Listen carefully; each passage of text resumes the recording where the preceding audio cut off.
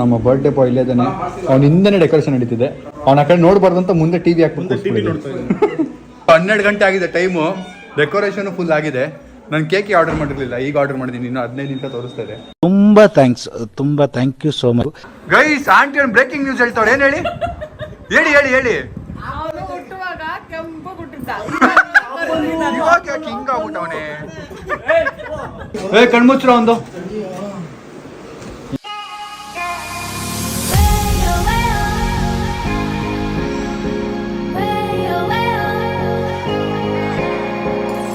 Sudden ಆಗಿ surprise ಕೊಡ್ಬೇಕಪ್ಪ.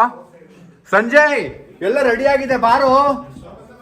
Sanjay ಬೇಗ ಬಾರು, cake cut ಮಾಡುವಂತೆ.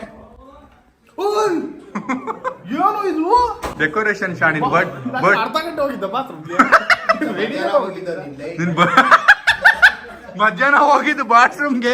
ಇವಾಗ ಡೆಕೋರೇಷನ್ ಆದ್ಮೇಲೆ ಬಂದವನೆ.